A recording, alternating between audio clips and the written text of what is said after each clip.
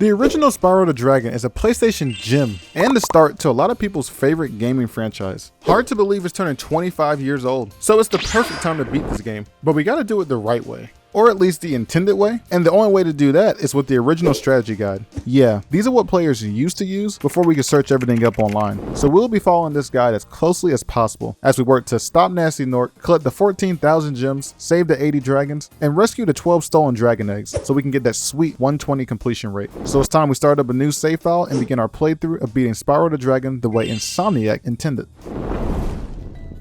So once the Elder Dragons roast Gnasty Gnorc to the point that he turns them all into statues, the adventure can start. The guide opens as if it's a help wanted job for a hero. We get called Pipsqueak, get a little information on Gnasty Gnorc, and we learn that there was once another dragon named Spyro, which is cool because it's like there's some extra lore here. We get a clear shot of what egg thieves look like, a little information on fairies, and the different types of crates in the game. The guide opens each level with its stats on things like the amount of dragons and gems we need to collect, along with a level difficulty rating, and a section for each enemy type in that level with their proper attack method. Like the guide says, we free the first dragon and listen to his advice. Find dragons. And not too far away, our second dragon, Delvin, can be found. The guide makes a big deal about getting into the habit of burning sheep to keep Sparks healthy, and they make sure I know how to glide and reach these gems on the higher platform. In the shrub maze, I make sure to pick up the extra life and locate the archway for Dark Hollow. Further into the level, we find the third dragon in the area where the town square arch is. We get another slight gliding lesson and learn to click triangle to land immediately while in the air, which was perfectly placed because it's been a while since I played Spyro and I was failing. The fourth dragon is in front of this mysterious dragon face statue that can't be entered until an archway level is completed. So with our 4 dragons and 100 gems, we head right into Stone Hill, the first level the guide recommends. The first thing the guide asks us to do is to head into the well and free the dragon Gavin. In here I find a locked chest. The guide gives us a hint about the key being in a cave somewhere off a balcony. Up out of the well, we find a northern tunnel where the dragon Lindor is, along with a large amount of treasure. Further into the level and up this elevator, there's the dragon Glidus. And after a big glide over to this upper section of the level, the first egg thief can be found. Like the guy says, I run him down until he surrenders the precious contraband, which was super easy. You suck! And at the exit gate, the last dragon Aster can be found. This is by far my favorite dragon in the game because he's so old. Then off the balcony in this cave, we can find the missing key to open up the locked chest and finish up Stone Hill. The main thing the guide says about Dark Hollow is that this level teaches how to handle different types of monsters. We also get the advice from the Council of Dragons that tells us to headbutt armored enemies and flame big enemies. I quickly find the locked chest of this level and work my way to find the dragon Albin. I find a semi-hidden staircase off to the right and take on these Gnorc sentries, who the guide refers to as hall monitors with big bellies, and save the dragon Oswin. Want to know a secret? I also find the hidden key so we can head directly back to the locked chest, then beeline for the exit gate where the dragon Darius is, and leave Dark Hollow for good. The guide says I need to learn how to glide well if I want to make it through the town square. The first dragon Nils is right up the first staircase, and with a well-timed glide we can reach the rest of the level. The first spring chest of the game can be found here. The guide has a whole tutorial made out for it, even though I've always thought they were really simple. And with one more big glide we can make our way to the dragon Delvin. Past all the El Toro enemies, near the fountain is the dragon Alvar, and then the guide directs us to the specific spot to do a blind jump and reach a new ledge, which I've always thought was very well hidden, so the guide comes in clutch right here. Up on this platform, the egg thief along with a lot of treasure is here to grab. And the last dragon of the level, Thor, is here, who sounded nothing like I expected Thor to sound. Thank you for releasing me! Putting town square at 100%. Next, the guide directs us to Sunny Flight, but we need to unlock it first. The guide makes 2 hints on the whereabouts of this level, so it's clearly near the waterfall. After checking out the stones, as the guide puts it, and falling in one time, we can enter Sunny Flight. This is the first level that the guide's given a semi-medium difficulty rating to. Personally, I've never been good at these flight levels, but the guide does a good job at giving a solid route. Start with going into the trains to destroy the barrels. By the time that's done, you'll be lined up to go into the cave below and collect all the chests within the cave. Come out of the cave and go through the first 6 arches, then stop to destroy the planes all in this one area, and finish through the last 2 arches. No idea if this is the best route, but it is the recommended route. And last of this world, it's time to take on Toasty. The beginning section of this level is filled with shepherd and sleeping dog enemies. I slink up slowly and cook them once they're in range, like how the guide says. And once all the enemies have been cooked, I free the last dragon of this world, Nevin, which based off that name means he's an Irish dragon, random info, and can now take on Toasty himself. The guide doesn't really have tips for Toasty since you mostly just fight the same dog enemies as before, but once Toasty is defeated, he drops the last gems, head to the balloonists, and we completely move on from the Artisans world and travel to World 2 Peacekeepers. On the way to World 2, I want to say I hid 5 Spyro characters back in World 1. Did you catch them all? If you did, comment down below which one is your favorite. And if you didn't catch them all, then pay attention. Oh, and subscribe please. That'd be cool. Okay, on to World 2. According to the guide, Peacekeepers is a sun-drenched world of desert plains and canyons, and that I'll have to contend with desert armies of foot soldiers and their cannons. The first thing to do here is to free the dragon Titan, then head outside to clear the enemies and take control of said cannons. I used this specific cannon to destroy the steel crate, then we can save Magnus. Using another cannon, the guide directs me to shoot at the giant targets on the rock so I can get access to the dragon Gunnar, then capture the thief and collect the hidden key. And after that, collect the remaining gems of the area, and the guide directs us to Dry Canyon. Dry Canyon is the first level to get the difficulty rating of Tricky, which is kind of fair to be honest. After taking out the Gnorc Musketeers, the first place the guy shows is the left opening where another egg thief can be found. Not too far away, the dragon Conan can be found, and he sounds very familiar. Thank you for releasing me. On a higher section of the level is where Boris is, and in this path we work our way through the Bird Wranglers and the 3 Musketeers until we reach Ivor. I find myself the first explosive chest in the game, and the guide points out a floating island where extra gems are on. But first the guide takes me back to this specific location for another blind glide, where Maximus and the hidden key is. This specific jump is probably why the level gets the tricky rating. It's really hard to find on your own, or at least for me it was. And using the key, I get the remaining gems and leave Dry Canyon. Clifftown is up next. When the guide talks about Clifftown, it makes it clear to search every niche and corner for gems. The new fat lady enemy is important because her cauldrons are hiding gems, and the guide tells me to listen for the familiar giggle of an egg thief nearby and chase after him. Then I free the dragon Halver and fight my way through all the fat ladies. The guide says this is the worst place in the level to get slapped. Then I can rescue Enzo. From up here, the guide directs me to glide to all the high points in the level and reach Marco the Dragon, and then use that high point to reach and light the rockets and get the rest of the gems in Clifftown. Ice Cavern is the first level to get the official rating of hard in this guide. Not sure if I agree. Along with this is the first time we get 4 different enemy types in one level. The first dragon of Ice Cavern is Uruk. We get a note from the guide to watch our step on the narrow edges as we look for stray gems in the area. I find the dragon Todor and then the dragon Andor. The guide gives another note that gems can be used as a type of marker to show where to glide from, which again is something I never realized before. And it tells me to watch for gems on top of lampposts. At the exit gate, Asher is waiting, and into the ice cave there's a key on this platform. At the end of the cavern, the last dragon Ragnar is hidden, finishing Ice Cave at 100%. The guide says our second flying level, Night Flight, requires quick precision to complete. It gets a medium difficulty rating, and again the guide has a route drawn up for us. These levels are really hard for me, but I tried my best. First, fly through all the rings. After passing the last ring, Spyro will be lined up for the first 3 chests, then turn left at the ferry for the remaining 4.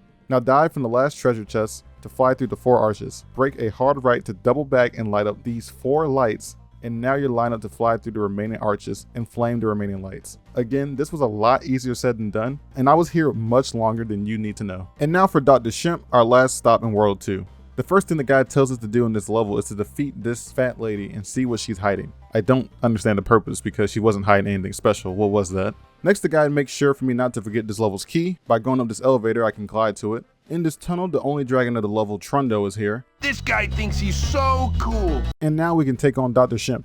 For phase 1, we can flame Dr. Shemp in the back. Phase 2, the guy says shoot a volley of flames as he spins. And for phase 3, it's pretty much the same thing. And the last thing to do is to unlock the chest of this level, and we can head straight for Magic Crafters World 3. The guide refers to Magic Crafters as a magical land now commanded by druids. As soon as we get here, there's another one of those insufferable giggling creatures, as the guide puts it. I gotta say, this thief is super annoying to get because if you don't get him in time, he actually gets away. In the temple, we are welcomed by the dragon Cosmos, and up the hill past the druids, there's another egg thief. I always thought it was weird how close 2 egg thieves were to each other. In front of the archway of high caves, the dragon Xantor is waiting for us, and here we can do our first supercharge of the game, all the way to the cave where the last dragon Boldar is. Leads to a special place where you can learn to fly. I locate the hidden key of this level in the cave, then use it on the locked chest, then we can head into Appline Ridge. The guide says to be ready to deal with the same annoying druids here in Appline Ridge. The first dragon of this level is Zane, and he and the guy want to know if we're afraid of the big scary monsters in this level. Again, the guy points out the clever use of gems as vantage points for glides. They must really love that design. After surviving the onslaught of beasts and druids, the dragon Eldritch is waiting for us. And not too far away, the dragon Xander is being held at the exit gate. Then, after a glide to the distant cave, the last dragon of this level, Kelvin, will be found. And here there's another thief to chase down. And lastly, the guide asks us if our mother warned us about playing fireworks as we collect the remaining gems of this level. What a weird question. The guide has a lot to say about high caves. The main thing is the guide calling this place a good spot for training supercharges. Then we get a note telling us to use super flames and supercharges to defeat the new bug type enemy, which I've always thought were just giant spiders, but the guide simply names them bug. And we get one more message from the Council of Dragons with more notes on supercharges. The level starts with 2 ways to go, and the guide doesn't say directly which way to start, so I picked the hill over the cave. After working my way up, I find the dragon Cyrus. I had to turn around and go through the spider cave and save the dragon Ajax, since that's what the guide showed next. There's a flame fairy in the spider cave, and I use it to flame all the bug enemies. Then we find the dragon Cedric at the exit gate, and the guide tells me to do the combo of supercharge plus jump to do a supercharge. I had no idea that was the name of this move, but I used the supercharge to reach the egg thief on the hill and all the other far off locations in this level. And then I come across one more egg thief, catch him, and then we can leave high caves. The guide calls Wizard Peak the hardest level of World 3. The beginning of the temple is filled with elder wizards and snowmen, who the guide says are nothing like Frosty the Snowman because they're too mean. At the end of the temple, the dragon Jarvis can be found, and now the guide tells me to start my supercharge here. I get a tip that supercharges can break Strongbox crates in this level, and once making progress outside, I come across the dragon Hexes. Before going forward, the guide wants me to go back for another supercharge to this far off section of the level, and behind this wall, one egg thief is hiding, in a terrible spot. Up this hill, another egg thief is here, and the guide recommends a dive bomb attack to knock him out. Why are there so many egg thieves in World 3? Then at the top of the hill, the last dragon Lucas is waiting, and then back at this ledge, we do a blind jump to reach the higher ledge where the last gems and the enemies were out of reach, and finish the quote hardest level of World 3. The guide says you need a near perfect run to complete Crystal Flight. There's a little advice from the Council of Dragons to use R1 and L1 to do loops, but here's the intended route for Crystal Flight. Start by going through every ring. After the first arch, bank hard right to reach the second. Dive low to get the next 3, then try to take out the 3 planes coming on route. Swoop down and fly through the upcoming arches until you have 7. Skip the last archway and shoot down the remaining planes. If done correctly, Spyro should be lined up for all 8 chests. And now what's left is the last archway. Not gonna lie, trying to replicate these intended routes makes these flight levels way harder for me, but I wasn't really good at them in the first place. The guide says the path to Blowhard is very straightforward and just filled with green wizard enemies. The best way to deal with them is to let them lightning strike first, then attack them. We get an extra reminder not to forget the extra gems scattered on the pathway, and in the cave, the only dragon of this level, Altair, is waiting. You have no idea how long I've been. Further through the path, there are tons of remaining gems, and we chase Blowhard and flame him easily. And World 3 comes to an end pretty quickly. The guide welcomes us to the lovely swamps of Beastmakers. We get a warning about the electrifying Gnorcs, and once past them we find Bruno. And not too far away, the other dragon Cletus can be found, who's in a rush to get out of the swamp for some reason. But I've got to go. We get a tip to not miss any loose gems, especially any that might be on the other side of the big tree. Then we're directed to this high point so we can reach the key off this stump and unlock the locked chest with the key. For some reason, the guide forgot to label the locked chest in the stats, but now we can go into Terrace Village. The guide says Terrace Village is filled with hidden treasure tucked away in corners of different pathways of the level. So exploration is key here. After the first section, the dragon Claude is blocking the way to the Electro Gnorcs, and through the level there are rockets to flame to use to open up boxes that we can't break normally.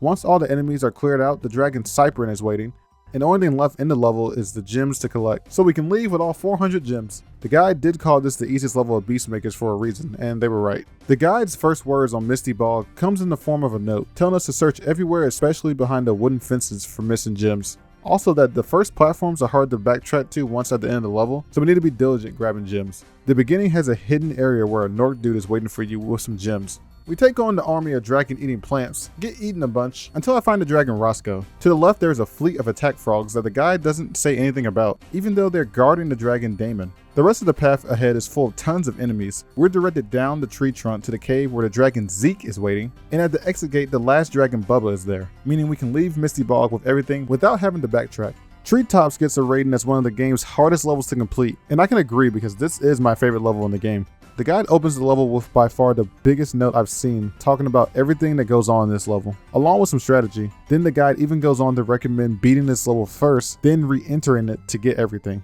At the beginning of the level, the guide suggests we follow the thief to the path on the left through the window. This path leads to the key of this level and the first dragon Lyle. From this point, there are tons of places to supercharge to collect gems and to reach spots that can't normally be accessed.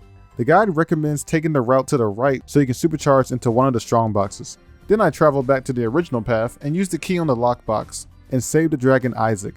Now for the last dragon of this level. It is required that we do what I think is the best supercharged section in the game. The guide has a step-by-step tutorial for this section, and if you've never done it yourself, then trust me, you'll probably need it. Once done with the supercharge, the last dragon Jet is here, along with the yellow thief. Then we can head to the exit and go to Wild Flight. This world's flying level is Wild Flight. The guide gives us another tip, telling us to fly closer to the water to help Spyro fly faster. Lucky for us, this level's intended route isn't as convoluted as the flight level before it. The guide wants us to fire at boats while simultaneously flying through all the arches, saying that both should be done after a full circle. After we circled back to destroy the chest in the middle and follow the tunnel to get 5 more chests, we'll be lined up to take out all the planes in one go.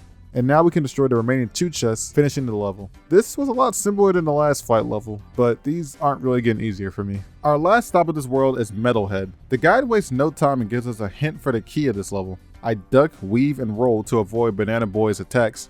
And from this area, the guide tells me to glide down to the opening in the wall, which leads to the key of this level and a lot of gems. We can glide from this high point to reach more gems of the level, and then down these stairs lies the only dragon of this level, Sadiki. Now we can take on Metalhead. The tip of the guide is to only hit the power poles when they are green and to avoid them when they are red. After the second phase, Metalhead goes down for good, and I make sure to check behind the waterfall for the locked chests and the rest of the gems of World 4. Now we can head back to the Balloonists and go straight to Dreamweavers. We open World 4 to Dreamweavers. The guide calls this place a group of islands floating in the sky, and one misstep and we'll be exiting the plane without a parachute. This level is full of treasure and interesting enemies like fools, because they don't attack you, but you just use them to affect things in the level. Down the path, the first dragon Latif can be found. I get a tip to transform the armored monks into their smaller versions. Then I find Zimmoko on the second floating island. Then I search every nook and cranny for gems, like how the guide says, until I find the dragon Mazi in front of the archway for Haunted Towers. Now we can go into Dark Passage. Dark Passage is the first level the guide makes a mistake on, saying that there are only 3 dragons here when you'll see that there's actually 5. The guide calls Dark Passage a breeze once we learn the enemy's patterns. I think they're referring to the armored turtles getting big from the fools controlling them. We take the lift to reach the first dragon of this level, Kaisa. We continue down the path, get eaten by a devil dog, and save Azizi. At the exit gate, the third dragon Bakari is waiting, but we can't leave just yet because the guide says that the hidden passage of this level is on the opposite ledge of where the dragon Azizi was. This passage is full of enemies and gems, and then a lower section that we need to glide down to. Then we find a Para tucked away in the cave, and through the last path, the 5th dragon Absai is sitting on the perch, letting us leave Dark Passage with 5 dragons. The guide claims Lofty Castle is unlike any world we've seen yet, because not only do we need to save dragons, but fairies as well. The guide says saving them makes lifts to help us reach more sections in the level. And the first dragon is Mudada, another dragon with an interesting name. We save a few fairies, and the guide tells us to dive bomb the Gnorc Balloonists. Then we can glide over to the dragon Baruti, and save the 2 fairies in this section. And up the lift in the building, the last dragon Usini is here. I pick up the hidden key of this level and use it to open up the locked chest, with the remaining gems finishing up Loft Castle. Haunted Towers introduces the soldier enemies, another enemy Spyro can't beat with his regular flames. According to the guide, there's a super flame fairy in the back door. We use it to take out the soldier enemies and the metal door hiding more gems. Up the lift, I use the super flame to take out more enemies, and then save the dragon Kosoko. The guide makes a big note to use super flame to take out strong boxes. In the castle, the guide tells me to pay attention because the supercharges in this section are full of twisty hallways, and then the dragon Lutalo is hidden behind one of the doors. Hold your horn! There's another proper step-by-step directions on the supercharge route, which the guide has been doing really good with. They make it really clear on which way to go. Once the supercharge path is done, the guide says we need to pat ourselves on the back, go up the whirlwind, and save the dragon Capano. After that, the guide gives the location of one more flame fairy, saying the yellow fairy's kiss will give me a super flame that will last the rest of the level. Then we can use it to finish the enemies and get the rest of the gems in Haunted Castle. Icy Flight is the last of these flying levels, and the first time the guide has given a very hard rating to a level, because they claim you need a near perfect run. The guide recommends flying through the level once so you can get a feel for where everything is. To start, the guide recommends doing the lights and chests at the same time. When those are done, loop back to the train tracks to flame the upcoming barrels all on the track. Past the second tunnel, the area where the copters are coming up, and the guide recommends you grab 2 copters, which you should be able to grab in time before the next train of barrels comes. Then circle back and get the remaining copters. To me personally, these flight levels have been the hardest thing in the game. The boss of this world, Jacques, gives us another very hard rating, and the guide describes this place as the remnants of Hades. Again, the level uses fools to get around the area, but my favorite enemies are the new giant pansies, who according to the guide are just trying to protect their flowers. There's a locked chest with no key to be found down the steps where the first dragon Revilo is waiting. The guide calls this upcoming section a Fool's Puzzle, and we need to complete it to make the glide over to another section of the level. Before that, there's a glide into the cave to find a hidden key. And now we just need to save the dragon Unika. Now we can go use the key on the locked chest and then take on Jacques. The tip of this level is to avoid Jacques' attacks by rolling, something I feel like I always forget Spyro can do. We do it a few times and Jacques is defeated, ending off World 5. The guide calls Gnasty's world the end to a long journey, and once again the dragon Delbin is here. I was hoping the guide would explain why Delbin was a statue again, but the guide doesn't even mention him. Didn't I already free you? So after collecting all the treasure in here, there's only one level that we can go into. Gnorc Cove gets the rating of deceptively simple for a last section level, and I'd agree, it's a pretty straightforward world. I use the metal barrels in the level to bonk back at enemies like the guide wants, and I see a familiar face. Latif is another dragon that we've already saved before. The guide simply says that he's here for moral support, so now I'm wondering, did Gnasty Gnorc even freeze 80 dragons in the first place? And how did they even turn it back into statues? The guide should be answering this. Anyways, I used the barrel to destroy the lone strong box and continue through the level. Pretty much everything in this level is just focused on using the barrels to make your way through and defeat enemies. But eventually I run into the last dragon, Thomas, and Spyro freaks out a bit. You gotta believe. And now we can head into Twilight Harbor. The guide warns us that Twilight Harbor will be much harder than Gnorc Cave, and that I need to be on my toes for the Gnorcs with big machine guns here. And they're completely right. This level has some of the game's best enemies in it, with the machine gunners, Gnorc survivalists, and Gnorc commandos. Past all the gunfire and enemies, another dragon that I'm sure I've seen before, Cosmos, can be found. I find a strong box with what seems like no way to break it, so I keep going until we come across the drawbridge, which is this level's biggest obstacle because the guide says we'll need it for super jumps. Past the drawbridge, the last dragon of this level, Cletus, is here, and now I can use the drawbridge to make a big super jump all the way back to that one strong box. Now I can continue through the rest of the enemies in this level and we can leave Twilight Harbor. Gnasty Gnorc's level gets the last difficulty rating of the guide as a medium to hard, which I feel like is even more realistic because this entire fight is like a chase. Gnasty himself is sitting just out of reach to us, firing shots, so the first thing we need to do is to catch the first thief of this level. The guide recommends going through the section to get all the treasure first before chasing the thief. With the first key in hand, we can open up the first door and repeat this step with another thief. And with that key, we can unlock Gnasty's door. Him realizing this, he takes off and the chase is on. Again, the guide recommends walking the path first to get all the gems. Once I get the first strike on Gnasty, he runs to a new area. The guide says there's absolutely no room for error, jumping ledge to ledge in the last stretch of this game. And of course, the guide can't save me from falling right into the lava and restarting the entire fight. But I finally make it all the way back and push Gnasty to his last room, avoid his club, flame him, and end his evil reign. We can now cut to Spyro at the Heroes press conference, with him having just saved the day. But we aren't quite done yet. The guy wants to know if we were successful in collecting the dragon eggs, gems, and statues, because we still need to see the true ending to this game. When the game comes back, we get the 80th dragon, Magnus. And now that we have everything in the game, the guy says we can head into the last level, Gnasty's loot. The guide calls his level our reward for completing the game with a perfect score. Then they go on to say that here we're going to pick up more loot than we ever thought possible.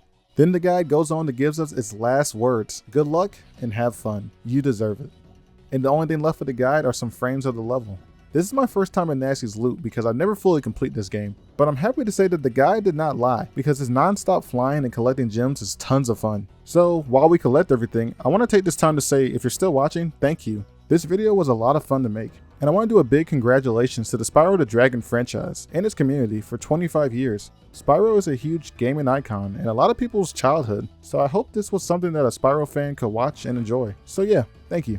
And now we come across what seems like Gnasty's secret room filled with purple gems. We collect them all and head for the exit gate. And as Spyro gives his last press conference, we know that we finally beat Spyro the Dragon the way Insomniac intended.